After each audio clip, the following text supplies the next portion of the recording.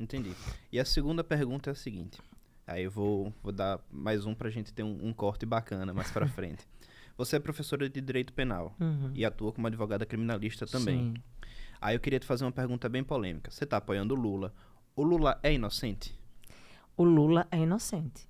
Porque até que se prove o contrário, todos nós somos inocentes. A presunção da inocência é um fundamento, né? A presunção da inocência é, de fato, aquilo que norteia, que fundamenta todo o nosso sistema penal, todo o nosso sistema processual penal. Portanto, a partir do momento que não há alguém condenado, esse alguém é inocente. Se não há condenação, há inocência.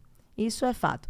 Para além das questões jurídicas, né, que são muito importantes, essas definições jurídicas, a gente compreender, né, o Estado Democrático de Direito nos garante isso, a gente tem um Estado que fala de garantismo, né? Sim. É preciso que a gente entenda que, no caso do lavajatismo em específico, isso ganha uma dimensão de gravidade muito maior, porque a gente tem um juiz absolutamente parcial, ao lado mancomunado com o Ministério Público.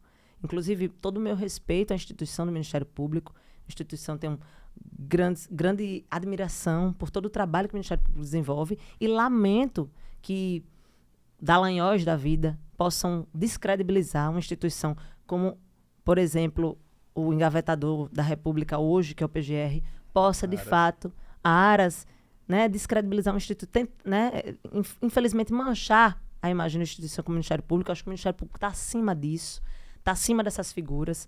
Mas é importante entender que, mancomunado com o Ministério Público, um juiz parcial, com vontade política, né, condenaram construíram um processo absolutamente viciado para condenar alguém, que nesse caso foi o presidente Lula, e garantiram, para além disso, uma perseguição política, garantir inelegibilidade, garantir espetacularizar determinados momentos, liberar determinados trechos, determinadas falas, garantir que a opinião pública se voltasse contra essa pessoa para retirá-lo de uma disputa presidencial. Isso é muito grave na democracia, né? Então, o uso das instituições para atacar a própria democracia, e foi isso que eles fizeram. Então, de fato, Lula é inocente porque não há condenação. Todas as condenações foram anuladas e deveriam mesmo ser, porque quando a gente tem um processo penal viciado, a gente tem desrespeito à própria democracia.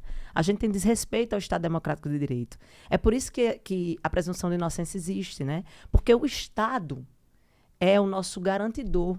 Ele deve garantir o nosso bem-estar. O Estado não pode ser o grande violador dos nossos direitos. Quando o Estado, institucionalmente, se comporta como um violador de direitos humanos, que foi o que ele fez com Lula, e é o que ele faz com o povo mais pobre do nosso país e oprimido, o Estado viola direitos, ele está passível de ser, inclusive, responsabilizado, até internacionalmente, né?